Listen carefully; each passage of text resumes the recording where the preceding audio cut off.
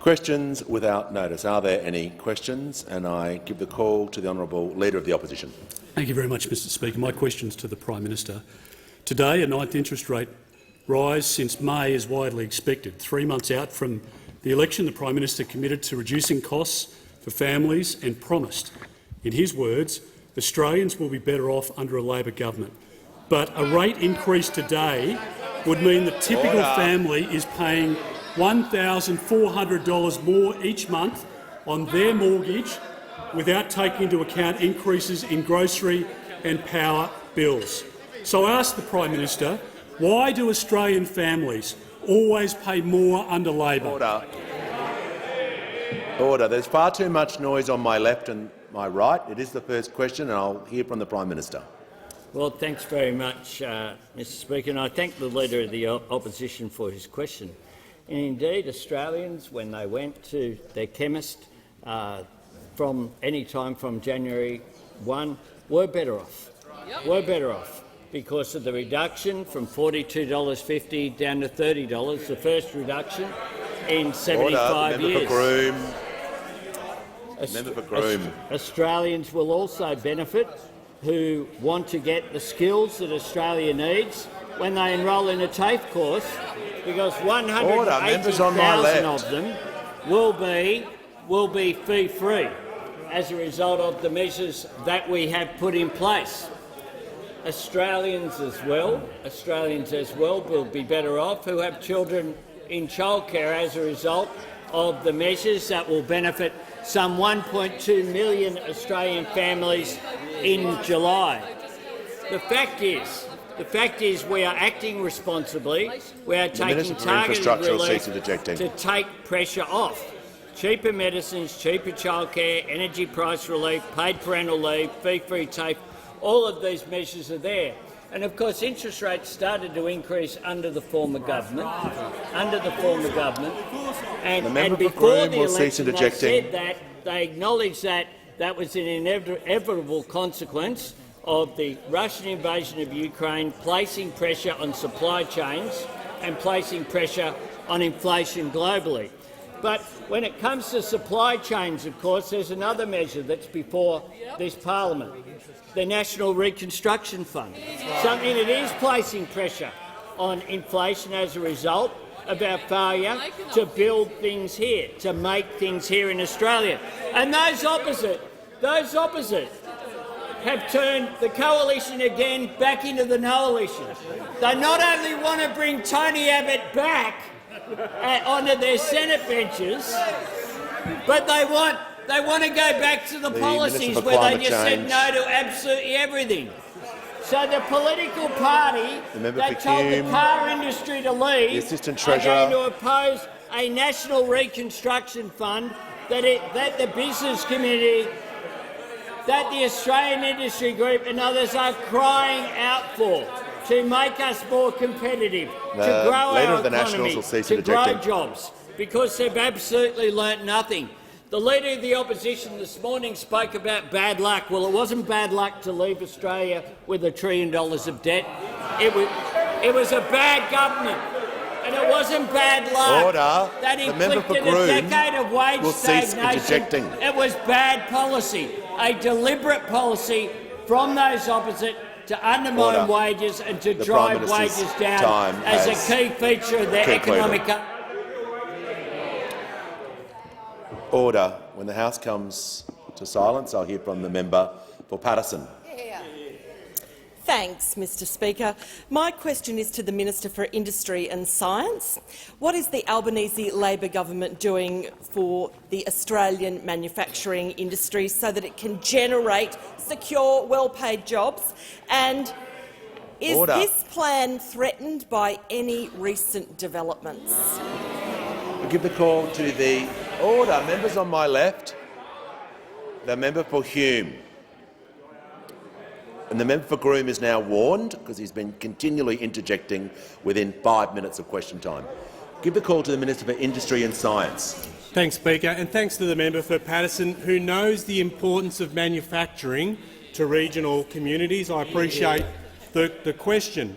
Now, we went through this seismic event of the pandemic where we discovered that the things we needed most weren't there at a time we needed them.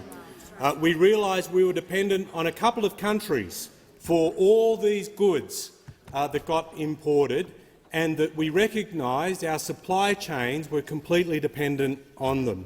And we thought at that point in time we as a country had learned that lesson and that we would commit to do better, because Australians recognise we have to be a country that makes things. And modern economies need strong manufacturing capability if they're going to keep going on into the long term. And manufacturing matters because it generates full-time, secure, well-paying jobs. And with all that in mind, that is why we have committed, the Albanese government has committed to one of the largest investments in Australian manufacturing capabilities in peacetime, the $15 billion National Reconstruction Fund that will look at priority areas, value-added resources, value-added agriculture, looking at low-emissions technology manufacture, transport, in medical sciences and, importantly, critical technologies that will be important to give the economy edge longer term. Independently run, with an investment mandate, looking at delivering a return to the taxpayer, building capability, and not a colour-coded spreadsheet in sight. Politicians not making the call, the investment decisions made in the national interest, not in political interest. And given all that, what happens? Members on my left, the Deputy Leader of the Opposition. The coalition roars back. The coalition roars back to life. The unreconstructed Tony Abbotts, with no doubt their National Unreconstruction Fund in the wings there. There they are, wanting to say no to growing the economy, wanting to say no to growing jobs, wanting to say no to Australian manufacturing, wanting to stop that longer-term benefit that's required. And their criticisms from a bunch of people who bought you sports rorts, they bought you regional rorts, and they spent in the weeks leading into election manufacturing grants not being there, only interested in manufacturing when it manufactures a vote. That is the only time they are interested. Being lectured on transparency when they had a secret industry minister in their ranks. And they're telling us we should be transparent. I mean, please, it is a joke. We will do what's right for this country. We will make sure manufacturing is revitalised. We'll do the right thing. There is far too much noise in the chamber. I want to hear from the Deputy Leader of the Opposition in silence, and I'll give her the call. My question is to the Prime Minister. Before the election, the Prime Minister promised he would deliver a $275 cut to power prices, cheaper mortgages, cheaper groceries and government by renewal, not revolution. Instead, power prices are rising, mortgages are more expensive, inflation continues to climb, and the Treasurer's only answer is to remake capitalism. Why do Australian families always pay more under Labor? Members on my right, the Treasurer will cease interjecting, so will the Minister for Infrastructure. I give the call to the Prime Minister. Thanks very much. I thank the member for his question and for her question, and I go to. I do say this.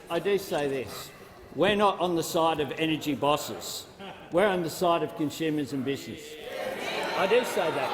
When it comes to energy prices, not only do I say that, that's a direct quote from the New South Wales Treasurer when standing up supporting action to reduce the impact of the Russian invasion of Ukraine and the pressure that's there on inflation, when the New South Wales government, along with every other state and territory government in the country, joined with the federal government last year when we both recalled our respective parliaments to take action. And then you had to decide whose side you were on. We, unashamedly, were on the side of consumers, whether it be small business, large business for that matter, manufacturing, or whether it be consumers as well. Those opposite Those opposite voted against that legislation, But I'm asked about energy policy. And of course, the energy shadow minister isn't here. He's off in Japan. Doing work. And I was wondering, I thought I might get a question from him on why he wasn't here yesterday. But Ted O'Brien has gone to Japan, and you can pick that out because Ted O'Brien goes to Japan. And he's been researching his solution. And on a YouTube video that he's put up on his site, not verbaling him at all, it's got this: time to talk nuclear. What can we learn from Hiroshima? What can we learn from Hiroshima? Order. The House will come to order. Members on my left and right. Not a complex question. The Leader of the Nationals and the Deputy Leader of the Opposition. He also visited Fukushima. So here in Australia, this government is working with state and territory governments, Labor and Liberal, to do what we can to alleviate the pressure that's on prices. And over there, the shadow minister is off on this frolic of nuclear energy, even though we know it's the most expensive form possible the Prime Minister for Australia. Will pause. I'll call the leader. I'll call the member for Petrie on a point of order. Why is it all right for the Prime Minister to fly around the world but not the Shadow Minister? I'll deal with the Prime Minister. Order. The Prime Minister will just resume for one moment. Order. The House will come to order. Members on my left will cease interjecting immediately. The member for Petrie has abused the standing order. I want to be crystal clear before Christmas. I said if that happened, there would be consequences. The consequences is you'll leave the chamber under 94A. I want to be very clear with people. I will take points of relevance. They have to be within the standing orders. If they are abused, there will be immediate action. The Prime Minister has 12 seconds remaining in his answer. There are alleviating circumstances because he has not got a question, not one question, a member of the front bench during this entire term, but nor other as the member for Aston and a number of their other front bench members as well. Order. They remain silent, The Prime Minister's time has concluded. The Prime Minister's time has concluded. Give the call to the honourable member for Lyons. Thank you, Speaker. My question is to the Minister for Communications. What steps is the Albanese Labor government taking to ensure Australians have access to fast, reliable and affordable broadband? Give the call to the Minister for Communications. Thank you, Mr Speaker, and I thank the member for Lyons for his question. The Albanese government is committed to driving economic and social inclusion through fast, reliable and affordable broadband. Broadband isn't a nice-to-have, it's essential, like electricity and water. But too many Australians have a connection that's slow and unreliable.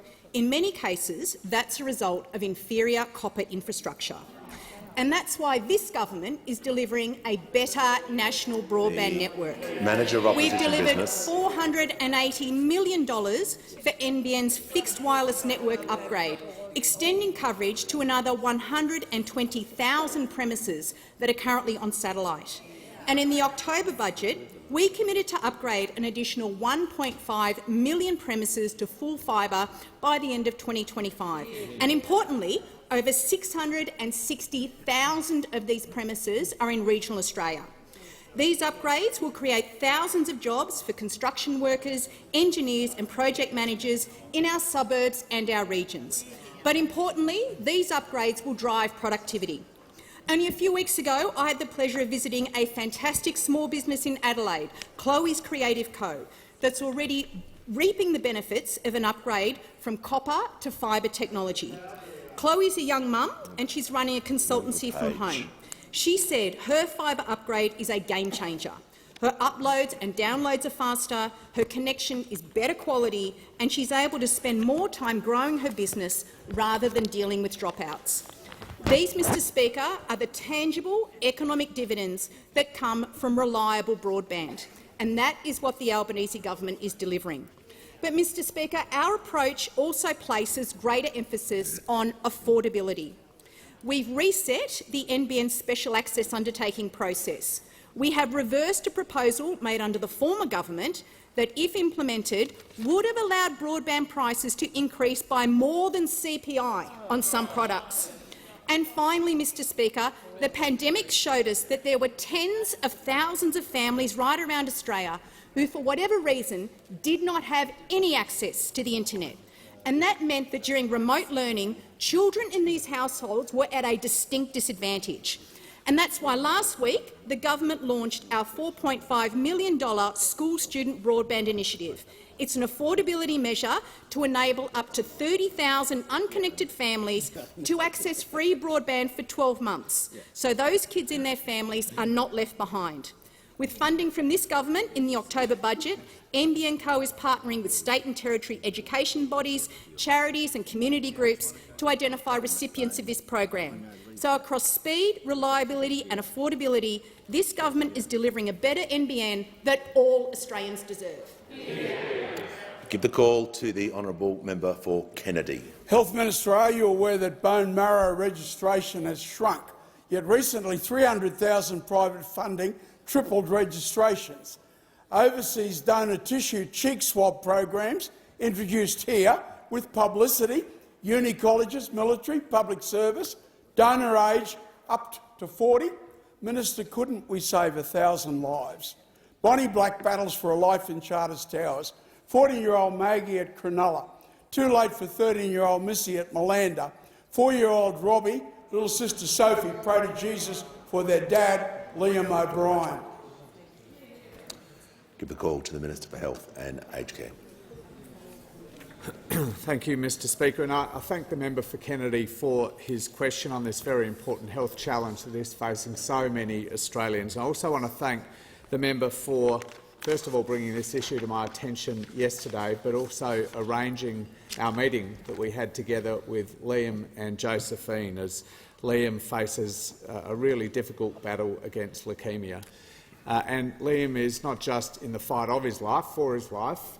He and Josephine have brought enormous energy and time and resources, fundraising, media appearances to draw attention to an area of healthcare that frankly has moved too slowly in this country. So I thank him for his question today and for that engagement over the last 24 hours. In his absence, I also want to acknowledge that the Chief Opposition Whip, the member for Forde, and I had a discussion about this issue in the chamber just yesterday afternoon. As the member knows, and many others will, bone marrow donations provide the stem cells that are required for stem cell transplants, some life-saving treatments today for people who are fighting leukaemia or a range of other blood cancers. It's clear to me, though, that Australia has not moved fast enough to enable more effective matching of bone marrow donors with patients like Liam and so many others that the member mentioned in his question. It's also clear to me that our bone marrow donation system in Australia is too small. There aren't enough people on the registry. It's too slow, and it's not kept up with international standards, including on things like cheek swabs and age limits on donors. We know that cheek swabs are an effective and very economical way of bringing additional donors to the registry and giving people like Liam and so many others a different, better chance at life. Used across the world, this is not a system that's yet been introduced in Australia. What isn't clear to me, though, is why Australia has moved so slowly over the past decade in particular, compared to some of the other countries that Liam and the member and Josephine mentioned to me yesterday. It seems, as unfortunately is so often the case in health policy, that part of the problem is that no single government between the Commonwealth and the states and the territories has sole responsibility or sole authority to make sure that Australia keeps pace with the rest of the world and these advances in technology. And frankly, as the member knows, as I think all members know, in cases like this, that's just not good enough. So, after my meeting with the member for Kennedy yesterday, and Liam and Josephine, I'm writing right now to the Chair of Health Ministers to seek their agreement to cut through some of this jurisdictional bureaucratic red tape, to do everything we can that is to clear the way that is currently denying patients in Australia the best chance to access this life-saving technology. Give a call to the member for Fremantle. Speaker, my question is to the Minister for Climate Change and Energy. How is the Albanese Labor government taking action after a wasted decade to build a cleaner, more reliable energy future while helping Australians with cost of living pressures? Give a call to the Minister for Climate Change and Energy. Very much, Mr Speaker. I thank the member for Fremantle for his question and, of course, his leadership in all matters climate and environment related over his time in this parliament. And as he knows and as the House knows, this government was elected with a mandate of rebuilding Australia's energy system after 10 years of denial and delay and dysfunction, Mr Speaker. And we did that with a view to building our energy grid to become 82% renewable by 2030, which is ambitious but achievable, and we will be world-leading when we achieve it. And of course, Mr Speaker, we've started implementing the policies to do just that. Importantly, rewiring our country, rewiring the nation, our commitment to rebuild our energy grid. And just before Christmas, the Prime Minister and I went to the Hunter Valley to join with the Premier and Energy Minister of New South Wales to announce our New South Wales commitments on rewiring the nation. $7.8 billion total of funding, which will unleash renewable investment right across New South Wales. I know the member for New England hates renewable investment, including in his electorate, but the people of New South Wales welcome it, Mr Speaker, because this will create 3,900 jobs right across New South Wales. And of course this builds on our previous commitments, the governments of Victoria and Tasmania. And in Victoria, our commitments create 2,000 jobs, and of course, importantly, Mariner Slink, which will provide the second and third links between Tasmania and the mainland and will enable Tasmania to reach 200% renewables, Mr Speaker, creating 2,800 jobs in the process. We understand that emissions down and jobs up is the driving motivation of rebuilding our energy grid and unleashing that renewable investment. And of course, we're also implementing the capacity investment mechanism agreed unanimously by myself on behalf of the Commonwealth and every state and territory minister, again just before Christmas, which will unleash a minimum, conservatively, $10 billion worth of investment and 6 gigawatts of clean, dispatchable power, Mr Speaker. Now, that's very important, because over the last decade we saw, as the House might recall, 4 gigawatts leave the grid and only 1 gigawatt of dispatchable energy come onto the grid, which is a big part of the challenge we are facing today. And of course, we've also abolished the member for Hume's failed underwriting new generation investment scheme and recommitted the money to a big battery program. And I was pleased to announce 8 big batteries at a cost of $179 million just before Christmas, Mr Speaker. That is what good government does. Gets on with the job. Doesn't delay, doesn't deny, doesn't dissemble, gets on with the job. That's what the Albanese government's doing, because we know that the cheapest form of energy is renewable energy. We don't need to go to Japan to make videos in Hiroshima about energy. We're getting on with the job. Minister's time has expired. Before I call the member for Flinders, I'm pleased to inform the House that present in the gallery today is Gretel Buata, a Commonwealth Games gold medalist with the Australian Diamonds netball team. On behalf of the House, I extend a very warm welcome. I give the call to the member for Flinders. My question is to the Prime Minister. An elderly couple in my electorate of Flinders, Joe and Julie Saragusa, were contacted by their energy company in January and were advised they were facing an increase of over $667 on their gas bill over the next 12 months. This is the very opposite of the Prime Minister's promised $275 reduction in power prices. Why do Australians always pay more under Labor? Give the call to the Prime Minister.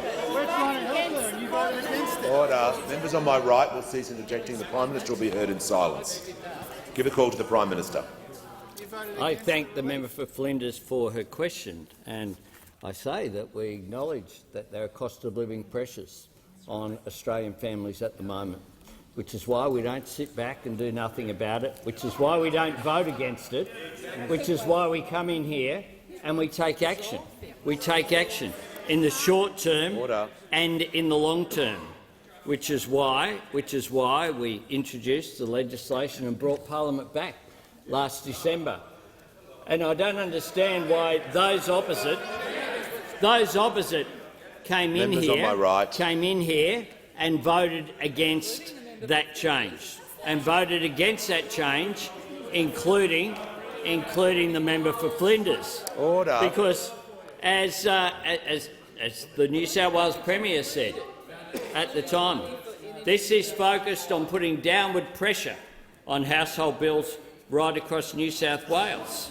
He said this: "We know it's a difficult time, and I think the country coming together to deal with this across party political lines shows the maturity that we have to make sure we're putting people first, not playing politics and getting to a point where households and businesses across our state are in a much better position in what will be a difficult time with rising electricity prices."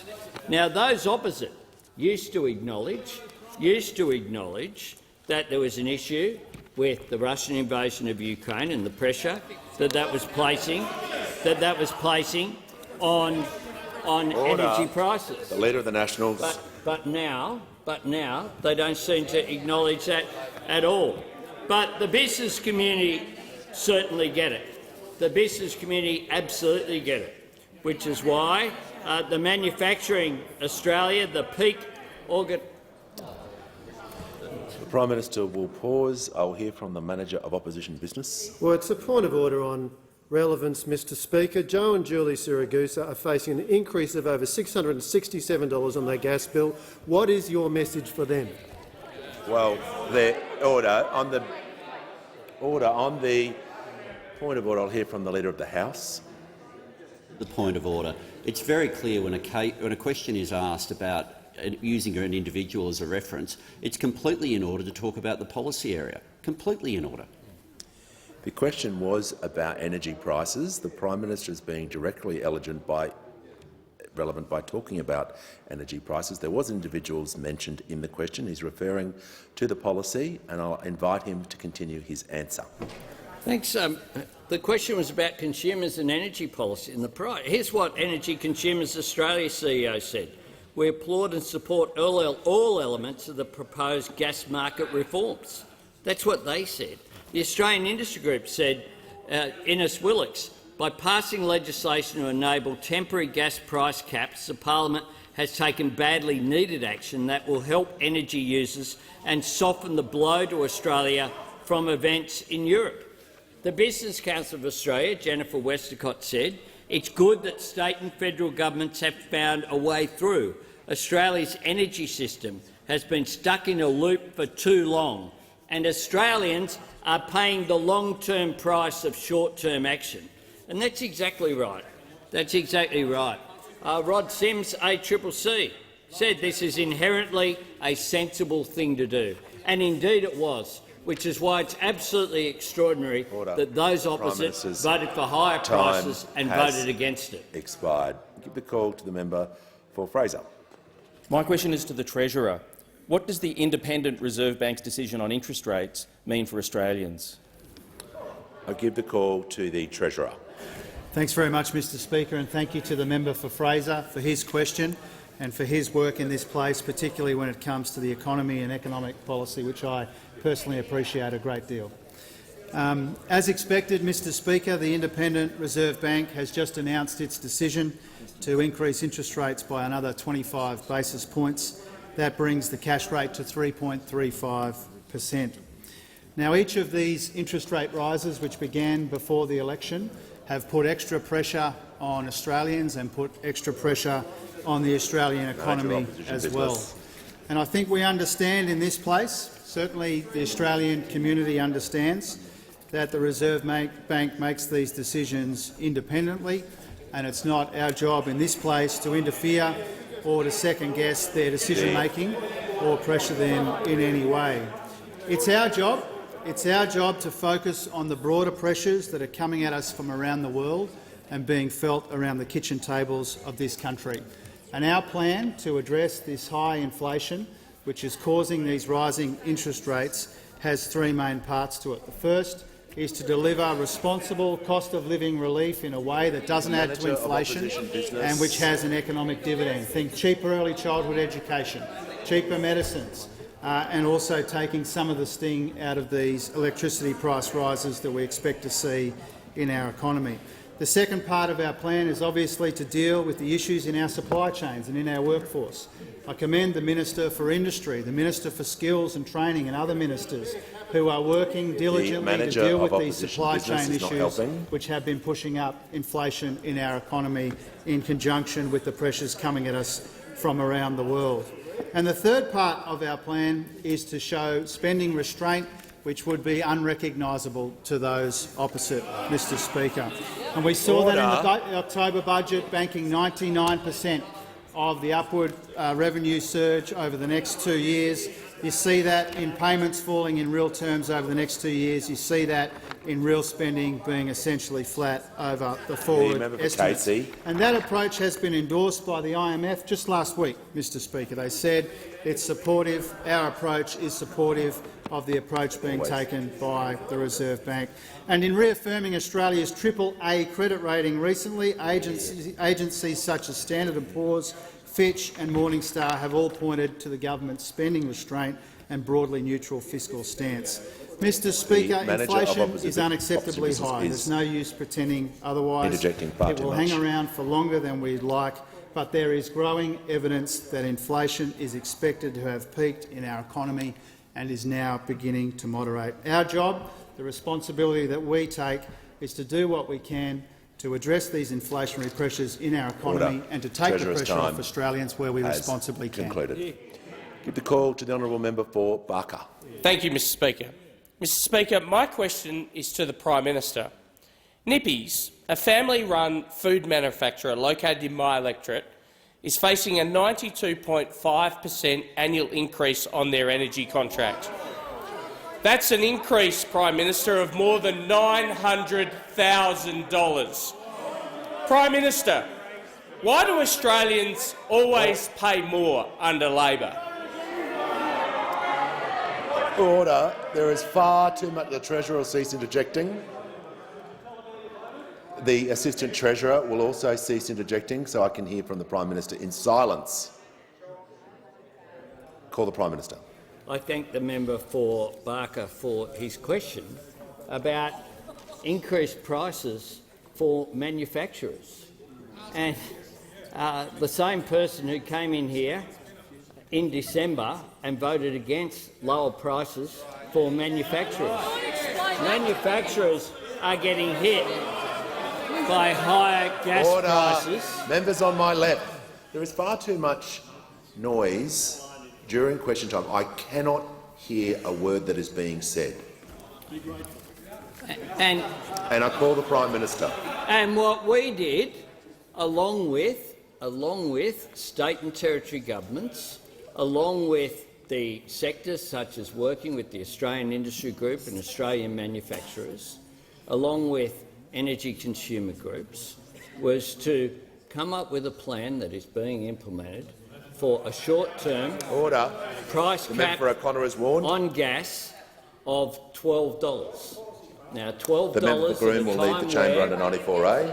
96% previously of the prices being paid were under that, and the average price was around about $9.70 before the Russian invasion of Ukraine.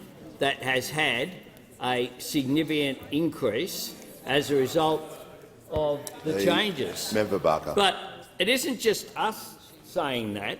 This is what the Shadow Treasurer said about prices. We're facing circumstances in what's happening in the Ukraine and Russia, quote him, that were not expected and very hard to predict. These pressures are driven by extenuating circumstances. That's what the Shadow Treasurer had to say. before the election about the pressure that was on as a result of global price increases, as a result of a land war in Europe, and the fact that we're exposed to those international prices. Now, rather than sit back and do nothing, we acted. We acted responsibly. We brought in that legislation. And as a range of people have said, particularly in the manufacturing sector, this was the right thing to do. But those opposite voted against it. They voted against, or they're going to vote against, the National Reconstruction Fund. They were opposed to free TAFE. They were opposed to the electric vehicle discount. They opposed our climate bill. They were opposed to rewiring the nation. They opposed the Secure Jobs Bill. They opposed increasing the minimum wage. Order. They are defined by what they're against. Order. Because they never have a positive idea whatsoever, which is why opposition is an entirely appropriate title for a mob that are defined by what they're against, never by what they're for. Order. Give the call to the honourable member for Macquarie. Thank you, Speaker. My question's to the Minister for Regional Development, Local Government and Territories. Why has the Albanese Labor government ordered an independent review into disaster funding? How will this benefit the Australian community? Call the Minister for Regional Development, Local Government and Territories. Thank you very much, Mr Speaker. And I want to thank the member for Macquarie for that question and acknowledge the great work she's doing in her community as it continues to recover from not only bushfires but multiple flooding events. I think every Australian who was impacted by the 2019-2020 bushfires would have been alarmed at the report that they read that the New South Wales government decided disaster recovery funding based on someone's postcode, not their need. Disasters aren't colour-coded, and it would be beneficial for communities if Liberals and Nationals understood that and supported everybody. The former Morrison government showed absolute disregard and arrogance for communities who had suffered catastrophic events, people who had lost everything. We saw how the previous government determined so many of their funds based on a colour-coded spreadsheet. My experience on the ground as a mayor following a major disaster was that people needed money quickly. They needed certainty that financial assistance was coming. What they told me, and what they definitely didn't need, was competitive grant funding, which pulled communities apart instead of bringing them together when they needed it. My friend, the member for Richmond, said yesterday there was a failed support in her area. They were denied extra funding support when they needed it the most. Natural disasters and their communities shouldn't be politicised. But we've seen this course of action time and time again from those opposite. It is the reason that our Prime Minister has announced an independent review into disaster funding arrangements. It will take forward the work the government is doing with states and territories to review the jointly funded disaster recovery funding arrangements. We do not need to see another repeat of a funding program that lacks transparency and integrity, another program where dollars flow out depending on your postcode. Because this country, Australia, was built on mateship, on helping out those in need when they need it, not on who you did or didn't vote for. The Albanese government will continue to clean up the mess caused by those opposite. We will implement funding that is fair and transparent, and will make sure it goes to the people who need it when they need it.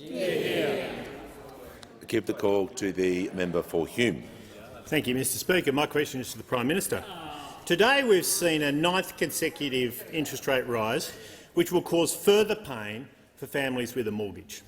Can the Prime Minister confirm that the last time the cash rate was this high was when Labor was last in government? Why do Australians always pay more under Labor? I give the call to the Treasurer. Well, it's disappointing, Mr Speaker, but not especially surprising, to learn from a rare question from the Shadow Treasurer that it hasn't dawned on him that interest rates started going up on their watch. The first interest rate rise of this cycle was in May of last year, when they were still in government. Members on my and left. more than that, Mr Speaker, the worst quarter for inflation last year was the March quarter. So in a difficult year for Riverina will cease inflation, which was 7.8% in 2022, the biggest contribution in quarterly terms was the March quarter when those opposite were in office. Member for Deakin. And so, Mr Speaker, when it comes to the cost of living and the additional pressure placed on Australians and on the Australian economy by higher interest rates, one of the most important things that we can do as a government is to clean up the mess that the member for Hume left of our energy markets. And question after question from those opposite, about people who are doing it tough in this community ignores a very basic fact that when we asked the parliament to help people out and make their electricity bills a bit cheaper, they voted against it.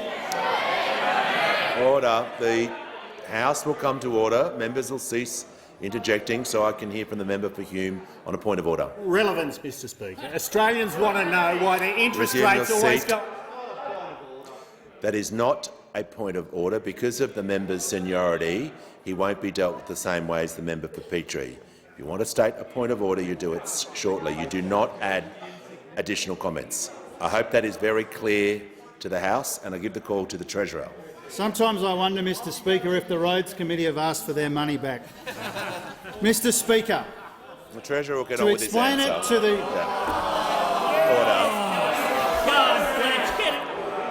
Order. I'll just get the manager to resume his seat. I'll deal with this. Members on my right, I want the Treasurer just to withdraw that comment and move on with his answer. Withdrawn, Mr Speaker. Mr Speaker, to explain it to the Shadow Treasurer, one of the reasons we have higher interest rates, which began before the election, is because we have an inflation challenge in our economy, which we've acknowledged and we've got a plan to address. One of the reasons we've got that inflation challenge is because the combination of the member for Hume's incompetence and President Putin, Vladimir Putin's aggression in Ukraine means that we've got high and rising energy prices. And the point that I'm making about that, Mr Speaker, is that when the Parliament was given the opportunity, to look after Australians facing high energy prices as part of this inflation challenge, which is pushing up interest rates, those opposite were nowhere to be found. They were nowhere to be found. And the difference between this side of the House and that side of the House is we see cost of living pressures impacting on Australians and impacting on small business and impacting on our economy, and we do something about it. And those opposite just vote against it. If they had their way, Mr Speaker, we'd have another decade of wage suppression and wage stagnation and ordinary working people copping it in the neck. We understand this inflation problem in our economy. We understand the pressure that rising interest rates put on Australian families and the Australian economy more broadly. We've got a plan to deal with it, and part of that means cleaning up the mess that the member for Hume left us. Give the call to the member for Hasluck. Thank you, Speaker. My question is to the Minister for Infrastructure, Transport, Regional Development. In addition to disaster funding arrangements, what other grant programs has the Albanese Labor government reviewed since coming to office, and why has it been necessary to do so? Give the call to the Minister for Infrastructure, Transport, Regional Development, Local Government. Thanks very much, and I thank the member for Hasluck for a question. She understands, as do most of us in this place, that it's a privilege and a responsibility to serve here that is entrusted to us by the Australian people. It is why, frankly, it is so incredibly disappointing that we have heard revelations that the former New South Wales minister made decisions on bushfire recovery grants that meant that money was directed away from Labor-affected electorates, using Commonwealth funds. The Minister will resume her seat, and I'd like to hear the member for Riverina. I'm trying to hear from the manager of opposition business. I'll give the call to the manager. We have heard two successive ministers speaking about decisions of the New South Wales government. This is not the Parliament of New South Wales. This is not within their responsibility. It's not a proper area for questions. I just want to deal with this matter. The question was about reasons of being necessary, and that is a reasonable response for the minister to cover other levels of government in her answer. I'll listen to her carefully. If she strays from that, I will bring her into order. I give the call to the minister. Thank you very much, Mr Speaker. And we heard that the New South Wales Nationals directed money away from Labor electorates, finding that the minister's office changed the guidelines deliberately to do so, and that in fact made decisions that had significant conflicts of interest. But let's be clear, we know that bushfires do not care about what electorate you come from. But we also know that the National Party has form when it comes to this issue. The National Party has significant form when it comes to this issue. Can I be clear? Members on my if you left want to will look at how the National Party has form when it comes to this issue, program after program, rort after rort after rort. We know that when it came to the Building Better Regions Fund, the grants favoured the National Party electorates. They were not awarded on the basis of merit, Leader of the Nationals will cease but on the interjecting basis immediately. of rules that were not made clear to all applicants. This included, I'm sure members of the Liberal Party will be pleased to know, funneling $100 million away into National Party electorates against recommendations from the department that would have gone to Liberal Party seats. A lottery would have in fact been fairer. We saw it with community development grants, initially set up in 2013 to fund election commitments, as often happens. But what we then saw is suddenly popping up Pauline Hanson with novelty checks in Rockhampton, a state One Nation candidate in WA doing the same. We saw that. It was $3.2 billion of commitments, 1,400+ commitments across the country, no application rounds, no transparency, no assessment of grants. We saw female facilities and water program, the water stream as well. 150, 41 different programs and projects announced during the election. Only 21 actually went to female change rooms, in fact, including to one club that didn't actually have any women's teams playing as well. We saw it with the Regional Growth Fund. We saw it with the Community Support Infrastructure Grants, of course, the colour-coded spreadsheets. We saw it with the Drought Communities program. Time and time again, the National Party has used funds for its own political purposes. We are cleaning up the mess left by the National Party, but it shows why they should never be in charge of these portfolios ever again. Order. The minister's time has expired. When the House comes to order, I'll hear from the member. The member for Riverina is warned. The House will come to order, so I can hear from the member for Clark, and he has the call. Speaker, my question is to the Prime Minister. Prime Minister, the Productivity Commission recommends mandatory poker machine pre-commitment to address gambling addiction, and the New South Wales Crime Commission recommends the system be cashless to reduce money laundering. To that end, and to their great credit, the Tasmanian and New South Wales governments have committed to mandatory cashless pre-commitment poker machine cards. Prime Minister, this is a watershed moment. Will you seize it? Will you take the lead and drive deep reform nationally? I give the call to the Prime Minister.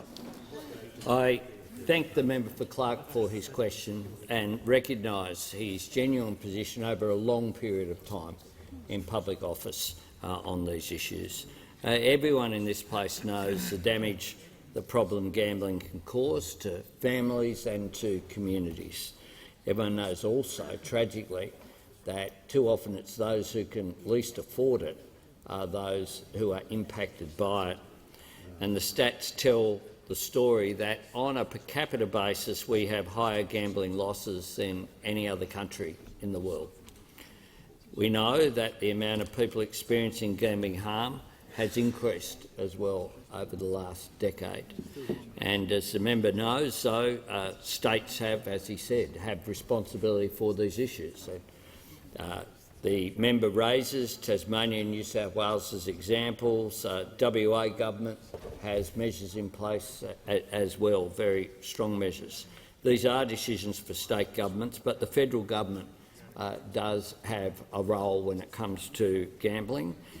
My government is working with state governments in a cooperative fashion.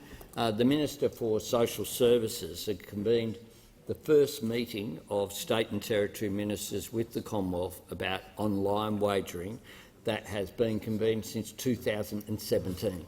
It just stopped meeting, stopped considering these things for the last, most of the last 2 terms of parliament. Together, we're working on strengthening the National Consumer Protection Framework for online gaming. which the Commonwealth does have responsibility for. We recognise that there is more work to do.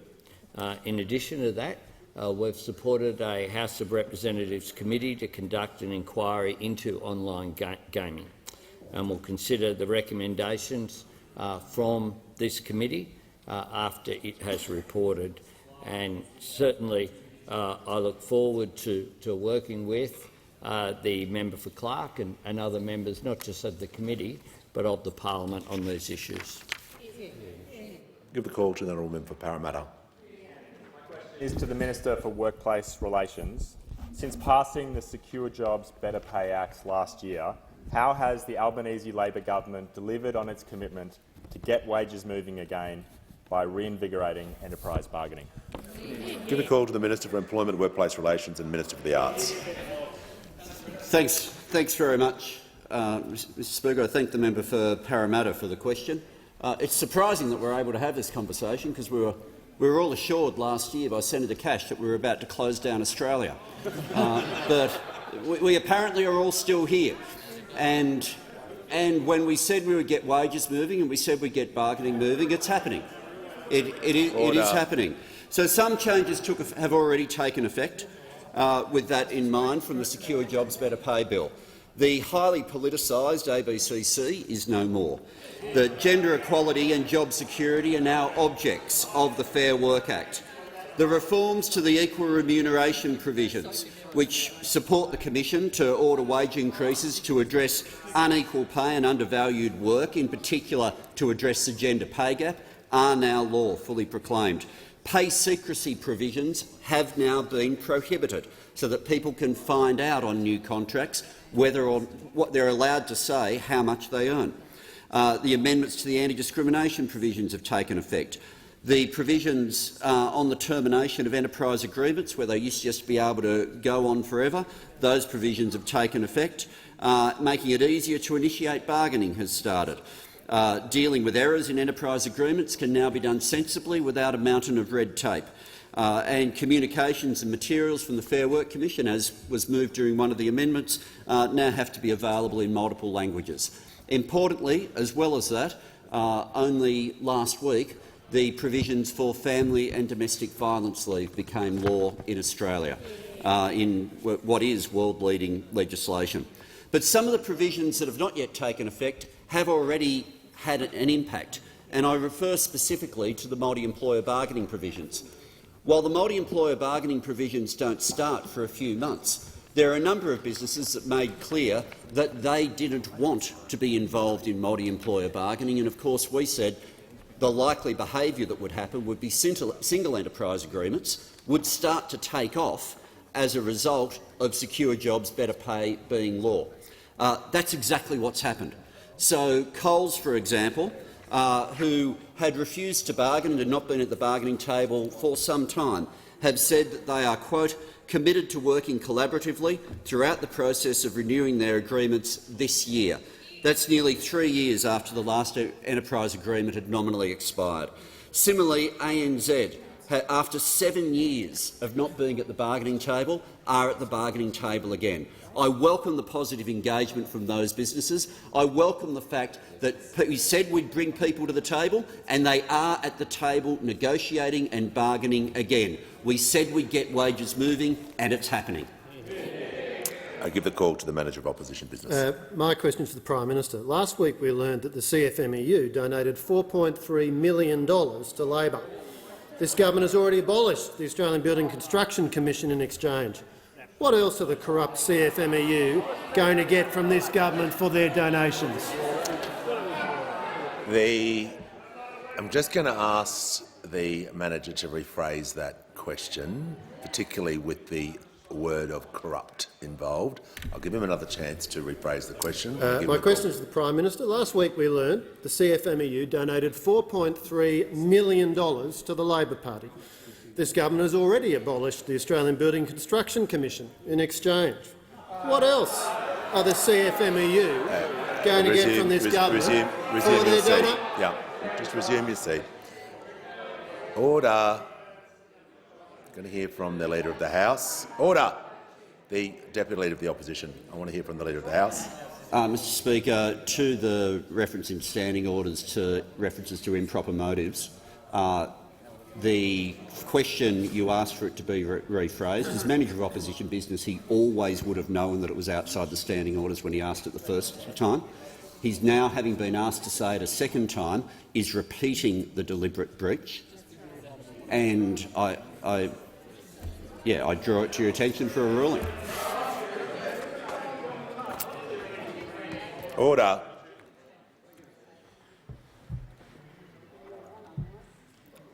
I'm going to give the Manager of Opposition one more time. If he pushes this, the question will be ruled out and we'll move on to the other side immediately. My question to the Prime Minister. Last week we learned the CFMEU donated $4.3 million to the Labor Party. This government has already abolished the Australian Building Construction Commission. What else are the CFMEU going to get from this government?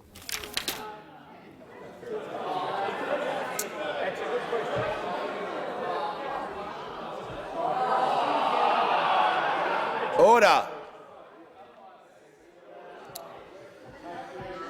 Order. The Deputy Leader of the Opposition will cease interjecting, otherwise we'll move on. The member for McEwen will cease interjecting as well. The Leader of the House. Mr Speaker, that preamble can only be part of the same question if it's in breach of standing orders. Yeah. I have. Yep, on the point of order, I'll hear from the Leader of the Opposition. On the point of order, the offending words, on your advice, in my interpretation, were in exchange, and the word corrupt, which prefaced the word the CFMEU. The Shadow Minister took out the word in exchange, so broke the nexus in terms of what he was trying to say in his question, and removed the word corrupt both on your instruction. And in that case, I don't see that. I know they're sensitive over this side, but it is not a breach of the standing orders to ask that question, particularly given the last part of the question, which is what the Manager of the Leader of the House is arguing, is that what else are the CFMEU going to get from this government for their donations? I mean, that is not in breach of the standing orders. Order. Order. The House will come to order. I have tried to be reasonable with this. Members are entitled to ask questions. The Leader of the Opposition just demonstrated, in my opinion, why the question is out of order. I'm moving to the next question. Order. I'm calling the member for Gilmore. My question is to the Minister for the Environment. The State of the Environment report found that nature in Australia is in a poor state and deteriorating. What is the Albanese Labor government doing to reverse this trend to protect and repair Australia's environment? The call to the Minister for the Environment and Water.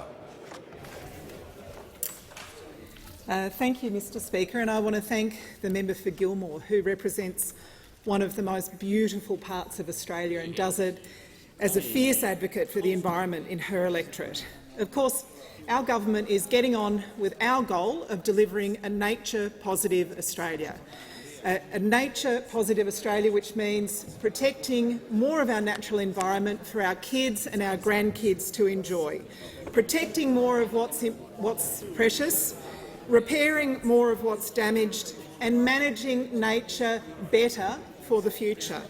What a contrast to a decade of neglect and destruction by those opposite. We saw what was in the State of the Environment report. We saw what was in the Water for the Environment special account. After we came into government, those opposite kept those secret. We know they received a report from Professor Graham Samuel about our broken environment laws. They didn't act on that. And of course, one of the best things they could have done to protect the environment is act on climate change. 22 separate energy policies didn't land a single one. In contrast, we are protecting more of what is precious. We are introducing stronger laws to protect our environment. Better for nature, better for business. That's why the environment groups and business have welcomed that. We're setting up an Environment Protection Agency because we know we need a strong cop on the beat.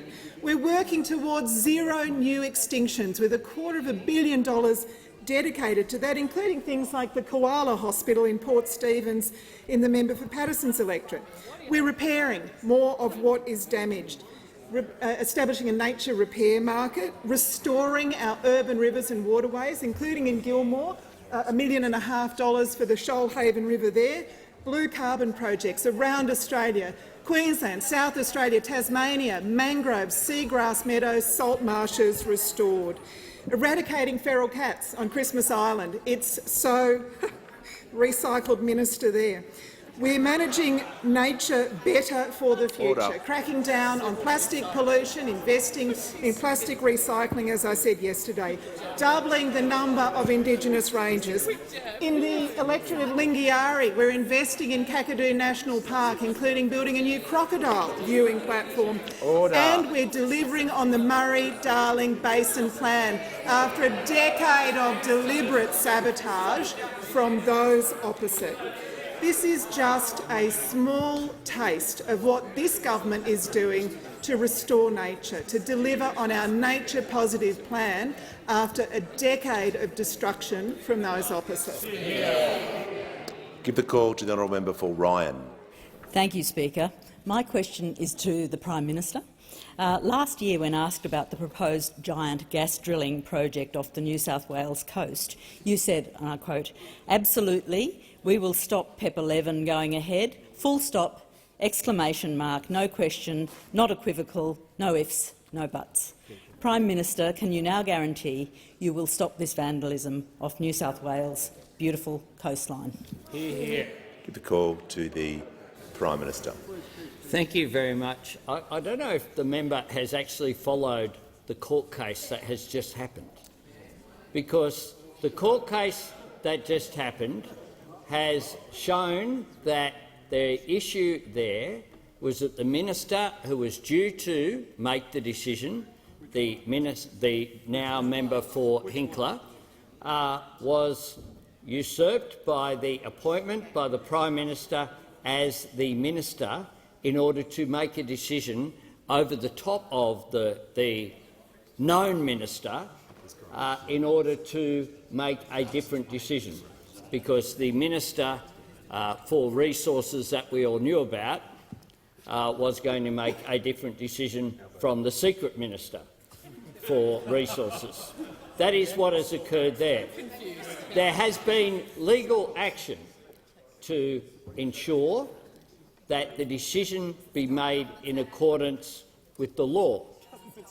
This government will make decisions in accordance with the law, and that means that the one Minister for Resources that this government has, who you all know about, will make a decision on its merits as the law requires. To do otherwise is to ensure there will be another court case. So we will follow the law as it is designated, which gives the responsibility to the Minister for Resources to make this decision. Good job. Give the call to the honourable member for Bean. Speaker, my question is to the Minister for Government Services. At the recent public hearings of the Royal Commission into Robo-Debt, what have we learned about the inaccurate debts raised against innocent Australians? The Deputy Leader of the Opposition, that is not appropriate. Give the call to the Minister for Government Services. Thanks, Mr Speaker, and I will update the House about how the Robo-Debt Royal Commission has discovered that the previous government expended almost $1 million to commission a report reviewing Robo-Debt in early 2017 by the former Minister for Human Services, how this report simply disappeared. Specifically, we've learned the following facts. On February 15, 2017, Pricewaterhouse was commissioned to do an independent review into Robo-Debt to be completed by the 30th of June. Secondly, according to AusTender, the contract allocated to Pricewaterhouse to review Robo-Debt was $939,244.90. It was paid. Thirdly, we've learned that engagements between Pricewaterhouse and senior DHS officers occurred more than weekly. The minutes of one of those meetings on March the 10th quote senior departmental representatives as saying, and I quote, "Political criticism has lost steam, and the Ombudsman report will say all aspects of the system are good. Further, the minister is interested in what we have to do now. What can we press accelerator on in terms of recovery?" End quote. We further learned there was a visual presentation of this review provided to the former minister in mid-May 2017. It notes that the former minister's preference was to receive slides, as he was a former consultant. We further learned that a final draft report was prepared at the end of May. It's about 93 pages long. It was dated June, and it was promised to be delivered on June the 2nd. Then, nothing. Quite literally, I report to the House that nothing happened. This draft report was never sent. Apparently there was never any written request for it not to be sent or to be sent. It simply just disappeared. The trail went cold. $1 million was paid, but no report. So what we have, though, is the Royal Commission has now found what $1 million report looks like, and I'll table it. But no one can actually recall in the Royal Commission why the final report was never sent. $1 million of taxpayers' money and nothing. Literally nothing. Because of the Royal Commission, we've got the report, but the question which I think Australians want to know is why was the report really shelved? And I turn to the Royal Commission. They noted that whilst the draft report employed neutral language, it was actually a very damning indictment of DHS's system of debt recovery. The report said that the promises of the money to be saved were overstated. It reported the accuracy of the scheme was disastrous. It's a big shame that $1 million was spent on a report that was never tabled, but it's a bigger shame that we missed the opportunity to stop robo-debt 5 years ago. I give the call to the member for Mallee. My question is to the Prime Minister. The Food Supply Chain Alliance states Australia is short 172,000 workers from paddock to plate, driving up food prices. Why has this government mismanaged the Pacific Labor Scheme and shelved the ag visa, making this worker shortage worse? Why does Labor repeatedly make decisions which drive up the cost of living? Why do Australians always pay more under Labor? Order. I give the call to the Prime Minister. Thanks very much. I thank the member for her question, and the Minister for the Pacific with responsibility will respond to this. But we went to the election with a substantial upgrade of our engagement with Pacific Islands. Whether it's defence, whether it is migration, including temporary labour coming here, but also permanent migration to assist the Pacific, whether it be assisting with skills, assisting with maritime issues. We have re-engaged with the Pacific, and unlike what occurred just before the election when the Solomons broke away and came to arrangements that were not in Australia's national interest, not only have we signed agreements with Vanuatu and agreed to an agreement with Papua New Guinea when I was the first foreign leader of any sort to address the PNG Parliament in Port Moresby just last month. We are back around the table, not abusing our Pacific Island neighbours, not making jokes about climate change, but also engaging in these migration issues. And the minister raises the ag visa. That was a complete failure. We are a complete failure where no one came. Imagine making an announcement and nothing happens. Imagine that. That's what happened under them, and I'd ask the minister to respond. Well, the Minister for Defence Industry and International Development in the Pacific. Thank you, Mr Speaker, and thank you to the Prime Minister. This question demonstrates the gross ignorance of the National Party when it comes to the Pacific Australia Labor Mobility Scheme. I was proud to announce with the Foreign Minister and the Prime Minister and others last week that we actually exceeded our goal for this year of PALM visa entrants. When we came to power, there were 24,000 Pacific workers under the PALM scheme. We set a goal in the October budget of reaching 35,000 by 30 June this year. We reached that target in December last year, demonstrating again our commitment the Leader of the to Nationals the will Pacific cease and our interjecting. commitment to agricultural workers and spreading the scheme to other industries such as aged care. This scheme delivers $15,000 per worker to Pacific Islanders in a region where more than 1/3 of people live on $1,000 a year or less. This scheme is working for the Pacific, it's working for industry that uses this scheme, and it's working to deepen our engagement in a region vital to our national interest and stands in stark contrast to the mismanagement and irresponsibility of those opposite who abandon our relationships in that region. Mrs. Time has expired. I give the call to the honourable member for Bruce. Thank you, Mr Speaker. My question is to the excellent Minister for Health and Aged Care. What is the government doing to strengthen Medicare, and why is this needed? Give the call to the Minister for Health and Aged Care.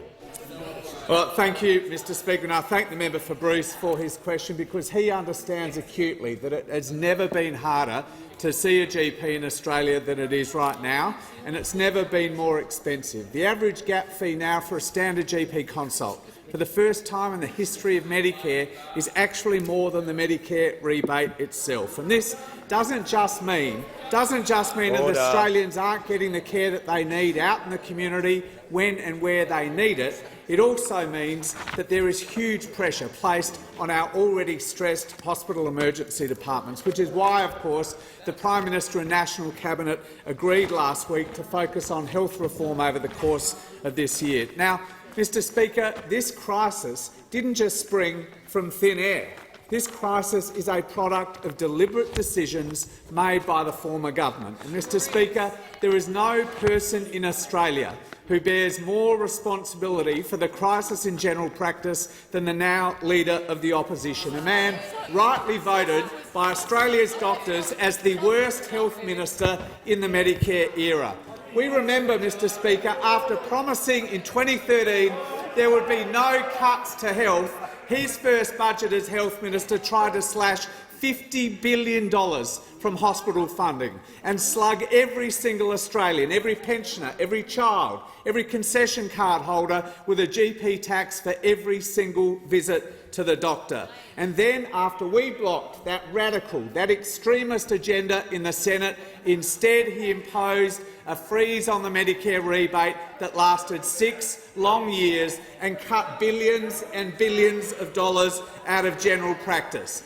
But now, once again, Mr Speaker, it falls to a new Labor government to start fixing up the mess the coalition always leaves in healthcare, to fix the vandalism to a system of universal healthcare cherished by the Australian people but has always been hated by the Liberal and National parties. Mr Speaker, we are getting on with the job of strengthening Medicare. Just last week, the Prime Minister and I were in Perth with the Western Australian Health Minister, Amber Jade Sanderson, opening expressions of interest for the 7 urgent care centres that we promised the people of Western Australia. Centres that will be delivered this year, that will be open 7 days a week from 8 a.m. to 10 p.m. and will completely be free of charge, fully bulk billed. Every single state and territory government, Liberal and Labor alike, Mr Speaker, have cooperated deeply with us on this program because they understand urgent care clinics won't just make it easier and cheaper to see a doctor when people need it, it will take much-needed pressure off their hospital system. Fixing 9 years of cuts and neglect doesn't happen overnight, but this government has no higher priority than strengthening Medicare. The call to the Prime Minister. I'd ask that further questions be placed on the notice paper.